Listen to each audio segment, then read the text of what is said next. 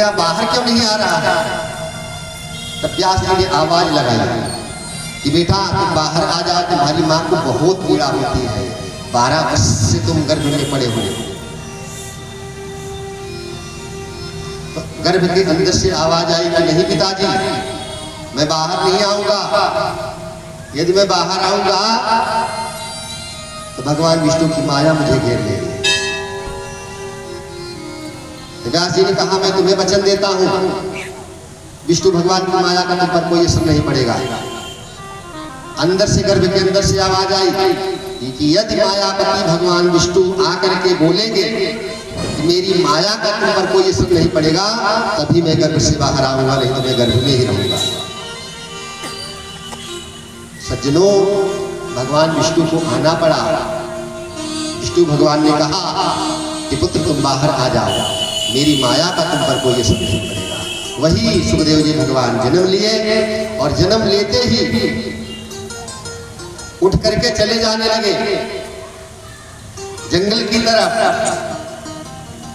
व्यास जी अपने मंगलाचरण में लिखते हैं यम प्रभजन्तमनुपेतं पेतकित्यं वैपायनो विरहकातरयाजुहावा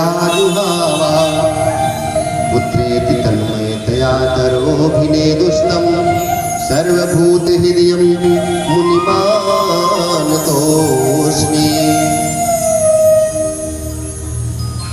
व्यास जी लौटाने के लेने के लिए जा रहे हैं।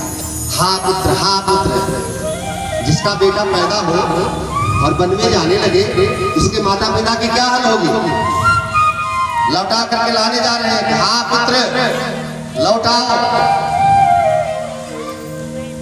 लेकिन सुखदेव जी कोई जवाब नहीं दे रहे हैं। जवाब देते हैं कौन?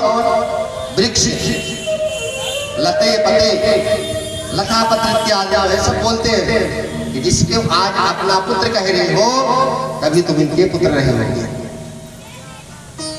ऐसा वर्णन है कि सुखदेव जी महाराज जा रहे थे, वहीं एक सरोवर में तालाब में कुछ स्त्रियां निर्वस्त्र होकर के स्नान कर रही थी। सुखदेव जी को देख करके उन स्त्रियों के मन में जरा सा भी लज्जा नहीं आई। लेकिन जब व्यास जी आने लगे तो वही स्त्रियां निकल करके कपड़े पहन करके सामने जाकर के प्रणाम करके कहती हैं कि बाबा मुझे क्षमा करना। व्यास जी ने कहा कि मेरा जवान पुत्र तुम्हारी आंखों के सामने से गया तो तुम्हें लज्जा नहीं आई, और मैं तुम्हारे पर बाबा के समान मुझे देख करके लज्जा आती है। उन्हीं स्त्रियों ने जवाब दिया कि बाबा तुम्हारा पुत्र स्त्री और पुरुष में भेद जानता ही नहीं है, और आप तो गृहस्थ हो, इसलिए आपको देख करके लज्जा आई है। बोले कृष्ण कन्हैया की जय।